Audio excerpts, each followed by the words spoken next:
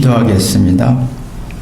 하나님, 예수님은 세상이 제자들을 미워할 것이라고 얘기했고, 또 제자들은 자신들이 영으로 대접받을 거라고 착각하는 삶 속에 예수님은 이런 속에서 어떻게 말씀했고, 우린 이런 제자들처럼 착각의 삶을 살지 않나 뒤돌아보게 도와주옵소서. 예수님의 이름으로 기도했습니다. 아멘. 하나님 말씀은 요한복음 15장 25절부터 27절까지 말씀 보겠습니다.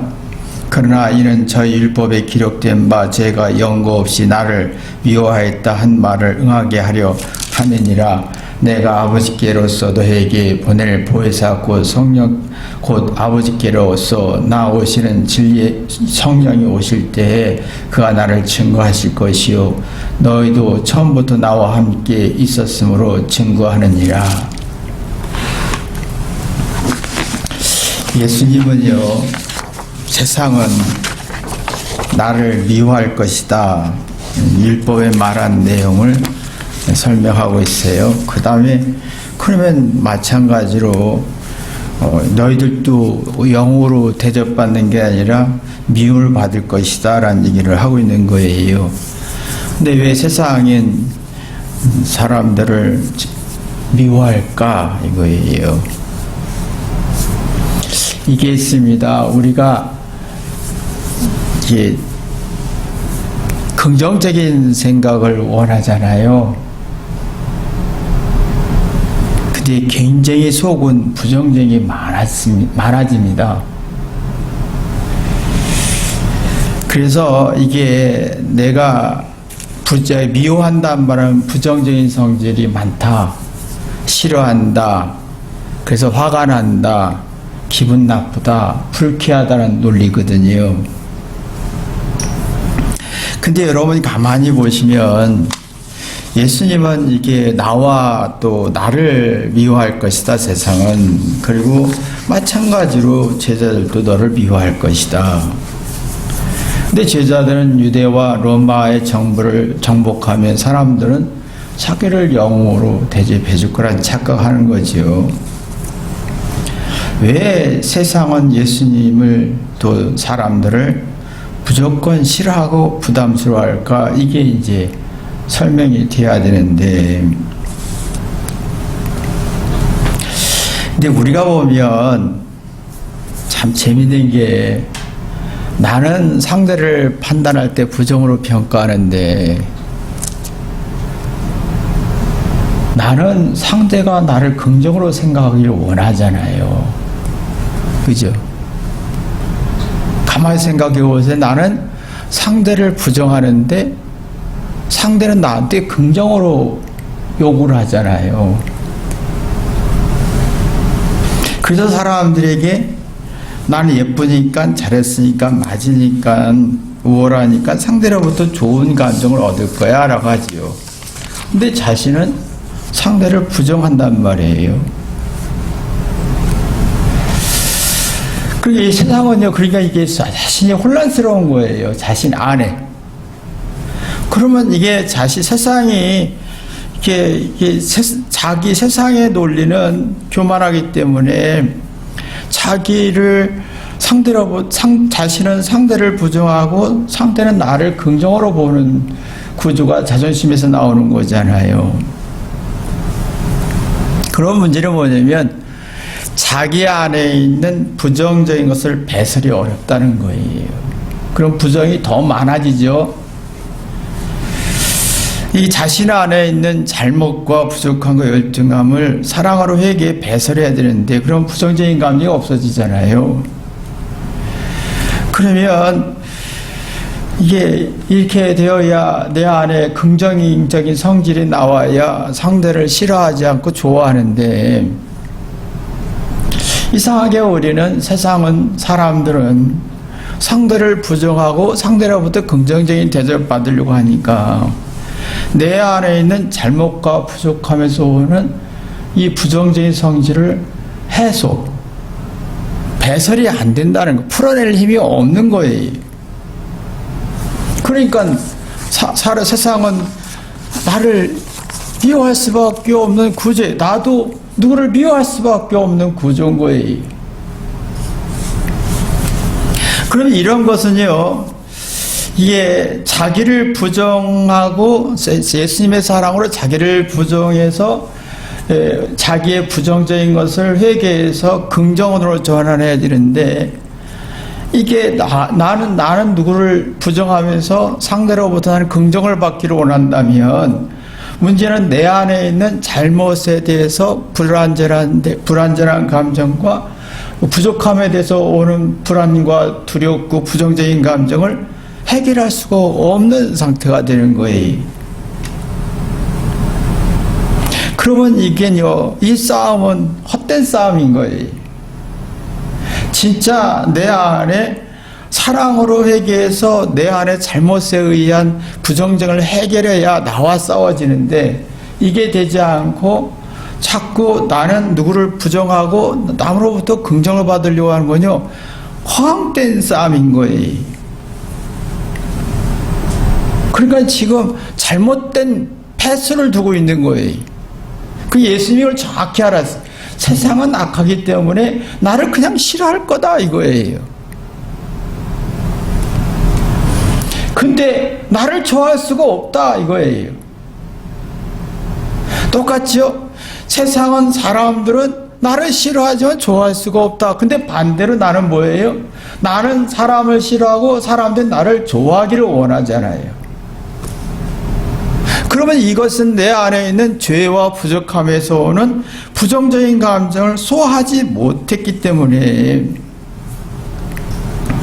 잘못과 문제와 위험성을 풀어갈 수가 없는 거예요. 이게 풀어내야 긍정이 되면서 잘못을 고쳐서 새로운 사람, 큰 사람, 뭔가 새로운 어떤 생명의 기운이 솟는데, 이게 안 되니까 부정적인 감정이 더 많아지는 거예요. 그러니까요, 사람들의 마음속에 이게 부정적인 감정이 너무 많으니까 사람을 부정적으로 평가하지만 나는 또 긍정적인 원하니까 이게 회개가 안 되는 거예요. 그러면 이 자존심에서 기준에서 생각하는데 올바로 이해했다고 생각하는 거예요. 올바로 이해하지 않았는데 나는 올바로 생각했다고 생각하는 거예요. 올바로 생각하지 못하는 구조잖아요. 올바로 이치가 오는데도 올바로 이치가 있다고 생각하잖아요. 그러니까 이성이 약해지고 불안전한 감정에 감정싸움과 기싸움이 반복되는 거예요. 그러니까 미워질 수밖에 없어요. 세상은 미워할 수밖에 없고 미워질 수밖에 없고, 예수님은 그건 당연하다는 논리를 갖는 거예요. 세상은 이렇다라는 거예요. 그러니까 지금은 사람들의 마음속에 나는 부정으로 평가하고 싶고 사람들로부터 긍정적인 평가를 받으려고 할 때는 내 안에 부정적인 게 너무 많다는 거예요. 예수님은 제자들이 냉철히 봐라 세상을, 그냥 적당히 이러면 이럴 것이라는 단순한 생각에 머물지 말고 정확히 봐라 이거예요. 이 부정적인 성질이 너무 많다. 부정하고 피하고 싶고 싫어지는 게 너무 많다. 그러니까 자기 문제를 고치려고 하지도 않고 상당히 오염하고 미래에 대해 캄캄한데, 이 고쳐서 뭔가 풀었기보다는 화와 분노로 이게 막 분노로 발전하잖아요. 근데 이런 사람들은 굉장히 수동적인 거예요. 생각이 역동적이지 않아요.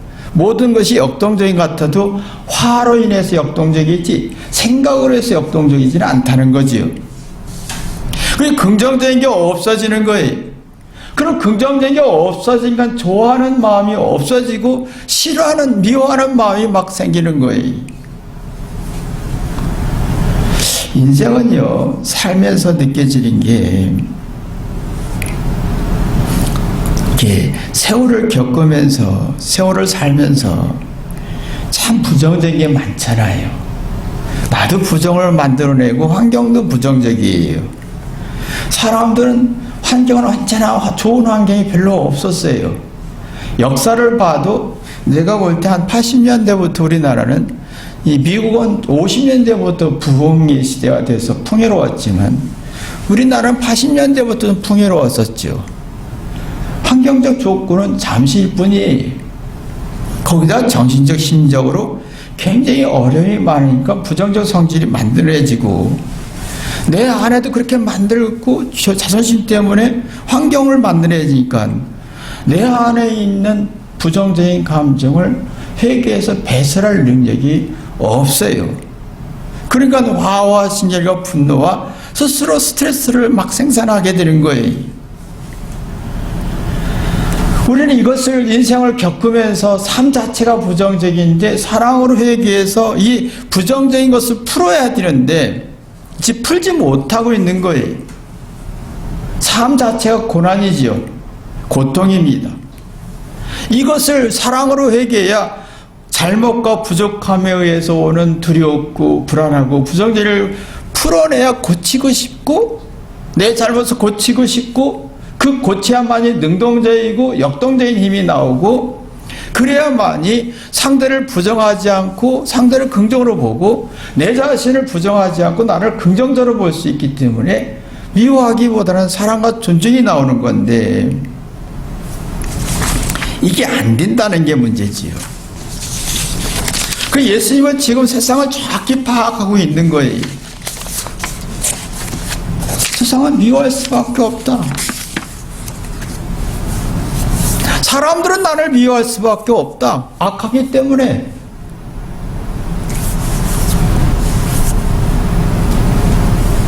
참 이게 냉정하게 분석해야 되잖아요. 내 자녀도 내가 사랑을 나한테 해줄 수가 없다라는 걸 느끼게 돼요.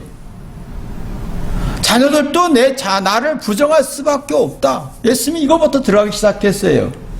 세상은 당연하다. 죄이기 때문에. 자존심의 세계가 강하기 때문에 당연히 미워할 수밖에 싫어할 수밖에 없다. 나를 보면 알지 않느냐 이거예요. 나도 미워하지 않냐 누구를. 근데 반대로 나는 긍정적이고 좋은 감정을 얻기를 원하는 것은 너무 무지잖아요. 어리석잖아요. 그러니까 이게 자꾸 엇박자가 내 안에 되고 이 엇박자가 나를 부정적인 성질을 만들어내니까 자꾸 내가 한 말이 긍정적으로 인정받고 싶고 내 생각이 맞지, 내가 맞지, 내 편에 서기를 원하고 그러면 이해하고 깨닫는 능력이 약해지니까 부정적인 성질을 만들어내는 거예요. 그러니까 섭섭하고 상처가 있고 오해가 있고 갈등이 있다 보니까 이게 안 되는 거예요. 이런 속에서 예수님이 냉정하게 설명하잖아요. 제자들에게 야 나도 미움받고 무시받아. 네가 영 대접 못 받아 이거예요. 근데 이게 이 설명할 때 참 대단한 게 뭐냐면요. 예수님 마음이 자세가 참 대단했던 걸 느껴요.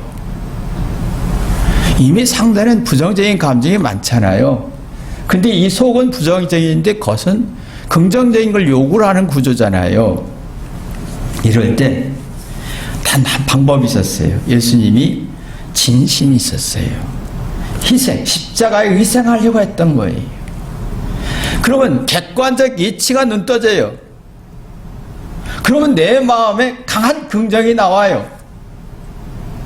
강한 긍정 속에서 이게 이 부정을 설명할 수밖에, 네가 말하는, 네가 원하는 그 환상이 아니고 부정적인 세계에 설명하기 위해서는 예수님의 입장에서는 잘못하면 내가 설명한 게 부정적인 건데 부정적으로 느끼면 안 되잖아요.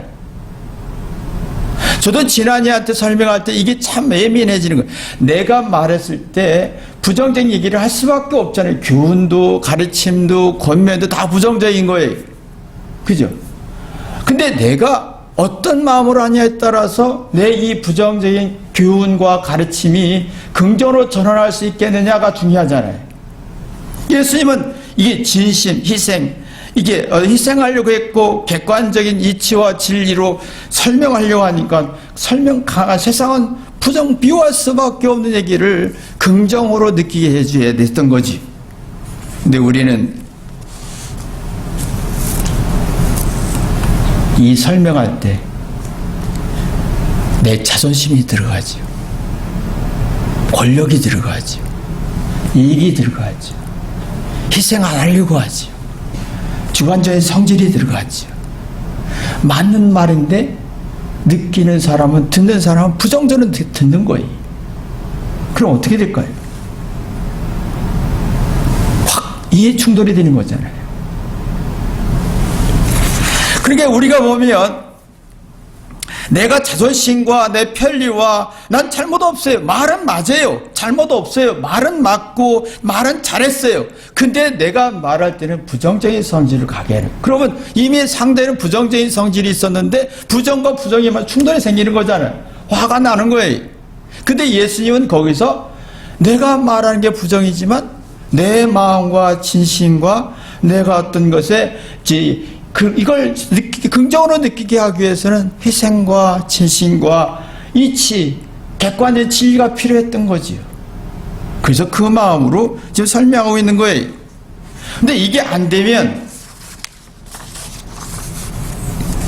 어떤 설명을 해도 맞는 말, 합리적인 말, 똑똑한 말을 해도 상대는 부정으로 반응하기 때문에 의심과 두려움과 변명과 부정적으로 성질로 반응하게 되는 거지. 그러면 이 자체가 서로의 혼란스러워지는 겁니다. 그러면 이게 이해할 마음이 없고 그냥 서로 갈등만 있는 거예요. 예수님은 여기에서 자기의 어떤 문제를 바라봤을 때 철저하게 자기 문제를 봤어요. 제자들을 너무 잘 알았어요. 이미 세상에 사고 가졌기 때문에 제자들도 내 마음속에 상대를 부정하지만 자기는 긍정을 원하지요. 그러니까 긍정적인 걸 원하는데 속은 불안한 거예요. 부정적인 거예요. 그럼 내가 사실을 설명할 때 부정적인 성질인데 어떤 마음으로 전할 거냐 이거예요. 진심과 위생과 이치와 진리로 전하면 이상하게 부정적인 말 속에 상대는 생각하게 한다는 거지. 그러니까 이게요, 참 중요한 게 뭐냐면, 우리가 말했을 때 상대가 어떻게 반응하냐? 나는 잘못 없는 말을 해요. 누가 잘못하는 말을 합니까? 바로 요새 들키죠. 모든 정보와 지식이 개방된 시대에 다 알고 있는 얘기를 하고 있잖아요. 근데 어떤 마음이냐가 더 중요한 거지. 예수님은 그 마음을 지금 전하고 있는 거예요. 그러니까 제자들이 화를 내기보다는 뭐지? 생각하는 거예요. 화내고 부정적으로 반응하기보다는 생각하는 거예요. 자, 보세요. 우리에게 흙으로 만들었잖아요. 흙은 부정적인 성질입니다. 약하기 때문에. 약한 건 부정적이잖아요. 그래, 나약한 거예요. 그러나 나약한 성질에 또 부드러운 성질이 있어요. 나약함은 이게 나약하고 부정적이죠. 흙은 부정적이죠. 약하기 때문에. 근데 거기에서 사랑과 존중이 있으면 수용하고 이해하고 연합하고 응용하는 아주 창의적인 성질이에요. 그러면 미워하기보다 사랑하고 존중하게 돼 있어요. 근데 우리가 사랑과 존중이 없으면 흙이 연약하기 때문에 연약한 게 두려운 거예요. 그래서 강하고 싶은 거예요. 내가 강해지고 싶고 내가 말이 맞다 주장하고 싶을수록 내 안에는 연합하고 융합하고 이해하고 깨닫는 혁신적인 생각이 없으니까 부정적인 생각이 굉장히 많아지는 거예요. 창조 원리주의예요. 그런 마음에 부정적인 감정이 많으면 사람이 어긋장을 놓고 싶어요. 맞는 말을 하는데도 어긋장을 놓고 싶어요. 어긋장을 놓고 싶어요. 심술을 괴롭히고 싶어요. 그러면 자녀들이 이렇게 바라봤을 때 내가 올바른 말을 했는데 내가 지금 부정적인 말을, 파충적인 얘기를 할 수밖에 없잖아요. 부모 입장에서는요. 근데 이 부정적인 말을 어떻게 해야 생각으로 긍정적으로 전환할 수 있겠느냐라는 거예요. 근데 우리가 말할 때 보면 아이는 이미 부정적인 성질이 있는데 내가 말할 때도 부정적인 성질인데 어떻게 이걸 생각을 해서 긍정적으로 전환하게 하느냐라는 거예요. 어긋장을 놓는다면, 상대가 어긋장을 놓으면 내가 문제인 거예요. 맞는 말이지만 내가 전할 때 교만한 마음으로 전하는 거지요. 그러면 수가 짧아지는 겁니다. 그래서 분노가 있고 묻지마, 화가 나고 무조건 부정하기 시작하는 거예요. 무조건 싫다는 거예요. 근데 예수님은 여기에서 분명했습니다. 분명하다는 말은 똑똑하단 말이에요. 사람들이 이러면 이렇고 이러면 이렇고 이 진리와 이치를 분명히 이해했습니다. 세상은 미워할 수밖에 없고 사람들은 내가 말할 때 미워할 수밖에 없고 나도 분명히 나에 대해서 분명히 있어야 됩니다. 이 똑똑하다는 말이에요. 똑똑하다 그런 것은 분명하다는 말인데 나도 지금 사람들이 말할 때는 부정적인 말하는데 내 한쪽은 긍정을 원하는 이상한 모순 속에 있는 내 모습 보이죠. 근데 나는 내 안에 있는 부정적인 걸 소화할 수가 없다는 거예요. 그래서 미워할 수밖에 없는 내 모습 보는 거예요. 이것이 분명하게 인식되면, 이게 회개에서 분명하게 인식되면 내가 똑똑해지죠. 분명하게 설명할 수 있어요. 근데 내가 전할 때 어떻게 전할 것인가 알지요. 부정적인 감정으로 사는 게 회개해서 내가 깨달아서 전하고 싶죠. 근데 이게 안 되면 가장 가까운 사람이라도 뭔가 부정이 되면 낯설어져요. 뭔가 섭섭하고 서먹함이 나와요. 자녀라도 나와 관계없는 사람 같아요. 그럼 서로 얘기하는데 궤변만 얘기하는 거예요. 탈진실에 궤변만 얘기하다 보니까 그냥 싫은 거예요. 그냥 싫은 거예요. 그러니까 내가 이를 보면 이거 보세요. 내가 말한 건 잘못 없이 말을 잘합니다. 근데 상대는 어장을 놓고 그냥 싫어지는 거예요. 왜 그럴까? 내 마음에 부정적인 것을 사랑으로 회개한 적이 없어요. 내가 진실도 없고 탈진실에 내가 이치는 있는데 객관적인 이치가 아니라 주관적인 이치에 내가 희생하지 않고 내가 고통받지 않고 상대에게 고통을 주려고 뭔가 자꾸 하려고 하니까 진심이 안 들어가는 거예요. 내가 분명히 얘기를 해야 되는데 거기에는 얘기할 때는 부정적인 거죠. 근데 부정적인 성질을 긍정적으로 생각하는 에너지를 줘야 되는데 이게 안 통하는 거예요.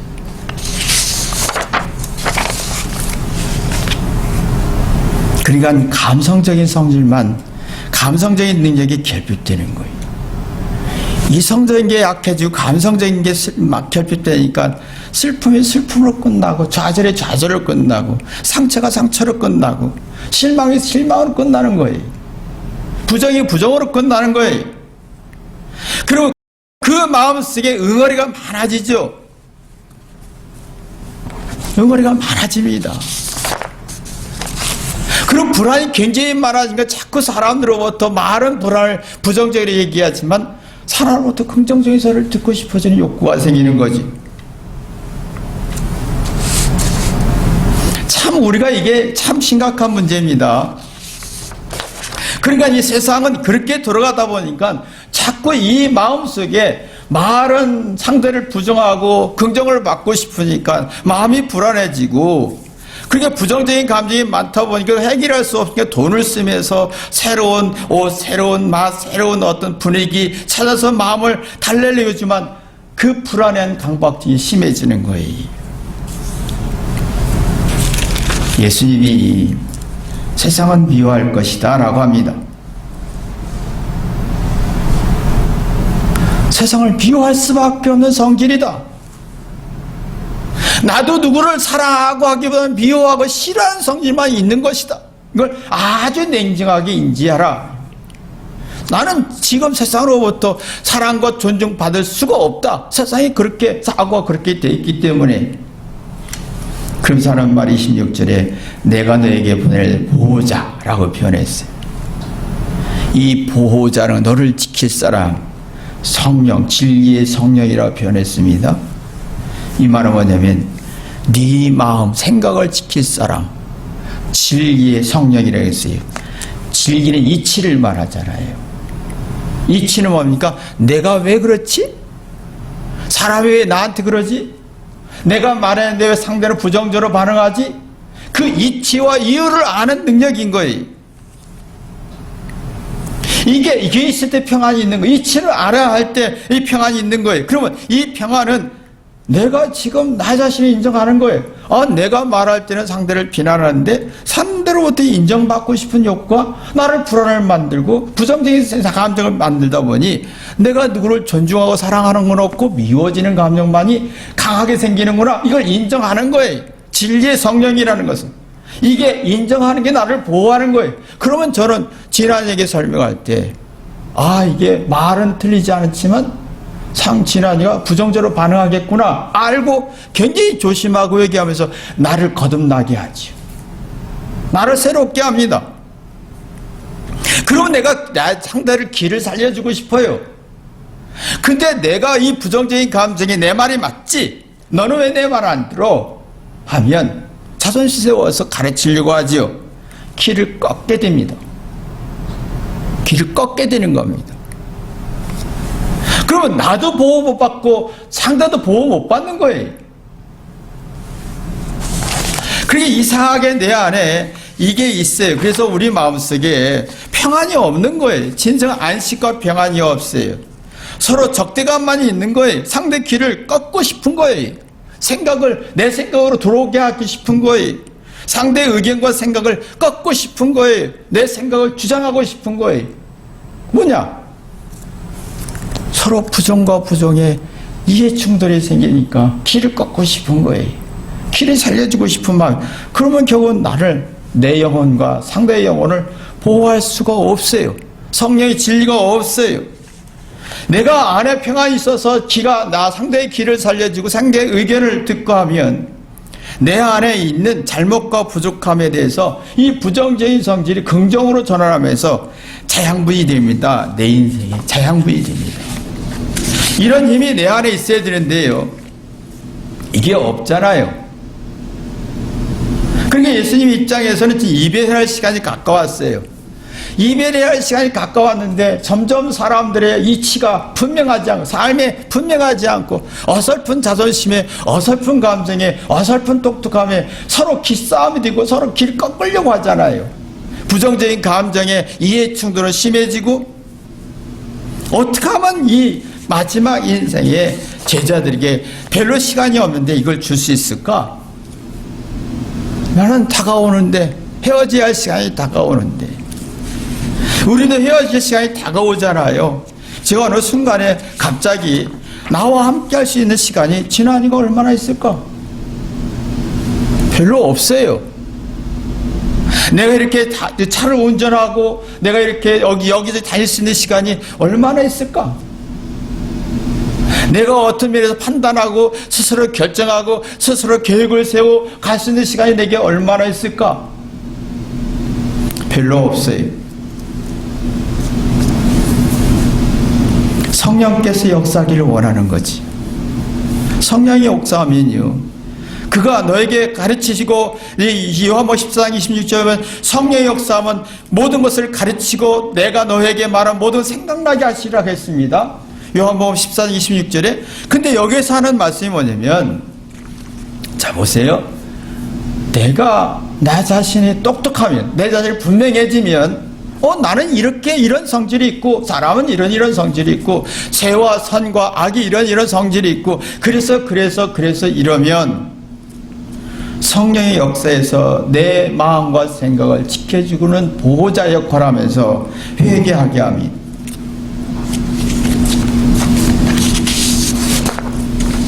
일깨우죠. 사건마다 일깨워집니다.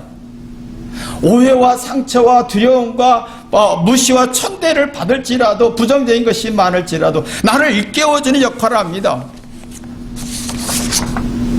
생각을 살아나게 하지요. 이해하려고 합니다. 내가 내 인생에 대해서 내 자녀에 대해서 분명하면 이해하려고 합니다. 내가 분명해지면 자녀가 부모를 이해하려고 합니다. 그러면서 동기부여를 갖죠.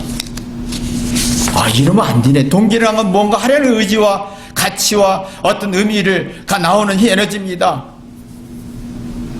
이런 힘이 우리에게 나와야 되는 거예요. 이게 우리가 생각해야 하는 거죠. 근데 이 생각이 안 되니까 그냥 비워지는 거예요. 그냥 비워지는 거예요. 싫어지는 거예요. 그러면 세상은 남을 싫어할 때 가장 좋아해요. 좋은 시기예요. 남을 미워할 때가 어쩌면 좋은 시기예요. 근데 내가 늙어가면서 나를 미워하는 시기가 와요. 내 인생을 싫어하고 불안하고 부정적인 성질로 와요. 늙고 초라해지죠. 아무도 없지요. 전 상상해봐요. 아무도 없는 시간을 상상해봐요. 다 떠나요. 이별하고 죽고 늙어서 나이가 들어서 못 만나고 아무도 없는 시간에 나를 얼마나 미워할까? 나를 얼마나 싫어할까? 내가 얼마나 좋아할 수 있는 마음이 있을까? 내 인생을 얼마나 좋아할 수 있는 힘이 생길까? 내 인생을 되돌아보면서 아름다운 추억이 얼마나 있을까? 사람 미워했을 때는요, 그래도 그나마 건강할 때입니다. 그러나 사람을 미워할 수 없는 시기가 또 와요. 내 나이가 늙어서 아무도 없을 때, 강아지만 있을 때 아무도 없어요. 그때 나를 사랑할 수 있는가? 이런 인생의 분명한 방향이 나와야 된다는 거지. 여러분이 이런 축복의 길을 주님의 이름으로 기도합니다. 기도하겠습니다. 하나님, 왜 나는 사람을 미워하고 부정하나? 그리고 왜 사람들로부터 나는 긍정적인 것을 원하나? 이게 얼마나 모순되고 어리석은지. 근데 내 자신은 사람을 미워하는데 왜 사람들로부터 긍정적인 걸 원하나? 세상이 그렇게 그것이 곧 나를 부정적인 생각을 갖게 하고 나를 싫어하게 하는 저주를 가져오는 원리라는 걸 깨닫게 도와주옵소서. 나의 부족한 내 죄를 가지고 누구를 사랑할 수 없을까? 내 부정적인 거 가지고 누구를 긍정적으로 표현할 수 없을까? 나 자신을 좋아할 수 있고 내 자신을 긍정적으로 이해할 수 있는 힘이 얼마나 있을까? 누구를 미워하기보다 사랑하고 존중하는 마음이 얼마나 있나? 되돌아보게 도와주옵소서. 내가 누구를 미워할 대상이 없을 때, 나 홀로 있을 때 나를 진짜 미워하기보다 사랑할 수 있는 힘이 나오나? 정말 냉철하고 냉혹하게 분명하게 인식되게 도와주옵소서. 예수님의 이름으로 기도했습니다. 아멘.